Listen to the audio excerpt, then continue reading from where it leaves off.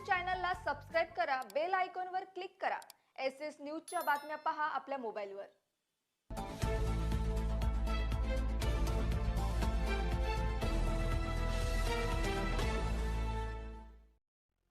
नमस्कार, मी Shilpa Baviskar. SS news मध्ये आपलं स्वागत आहे। चला तर मग जाणून घेऊयात आजच्या महत्त्वाच्या। कल्याण अहिल्यानगर महामार्गावर आज पहाटे काळाने घाळा घातला। रायता ब्रिज परिसरात कल्याणच्या दिशेने भरधाव वेगाने येणारी सिमेंट मिक्सर गाडी आणि मुरबाडच्या दिशेने प्रवासी घेऊन जाणाऱ्या विको जीपची समोरासमोर जोरदार धडक झाली। धडक इतकी भीषण होती की विको गाडीचा अक्षरशः चक्काचूर झाला।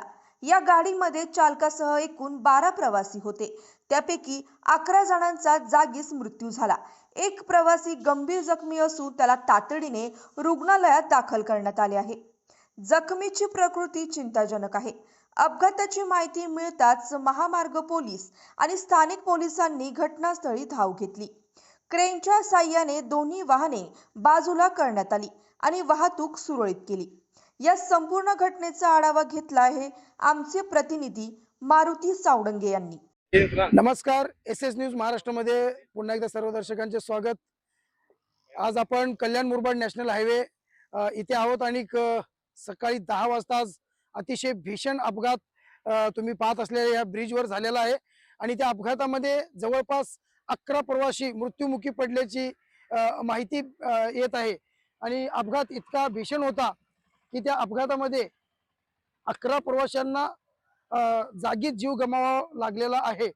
आणि हा जो तुम्ही ब्रिज पाहत आहेत, हा ब्रिज चालू करण्यात आलेला आहे, परंतु या ब्रिजला कुठल्याच प्रकारचे सुरक्षा यंत्रणा नव्हत्या आणि हा ब्रिज पूर्णपणे इनलिगल पद्धतीने चालू करण्यात आल्याची स्थानिकांची माहिती आहे।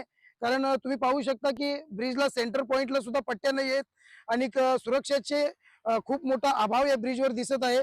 आणि गावकऱ्यांचं या सरपंचांचं पण रायता गावच्या सरपंचांनी बाईट दिलेली आहे की त्यांनी पत्रव्यवहार केला होता प्रशासनाला की हा ब्रिज पूर्ण काम झाल्याशिवाय हा ब्रिज चालू करण्यात येऊ नये, तरी सुद्धा हा ब्रिज कोणाच्या आदेशाने चालू करण्यात आला असा प्रश्न आता गावकरी 11 प्रवासी मृत्युमुखी पडल्याच्या नंतर हा प्रश्न उद्भवत आहे। तर पुढील तपास आरटीओनी सुद्धा सांगितलेले आहेत की पुढील तपास चालू आहे। जखमींना असो या डेड बॉडी असो मध्यवर्ती रुग्णालय, उल्हासनगर, गोविली रुग्णालय इथं पाठवण्यात आल्याची प्राथमिक माहिती आहे।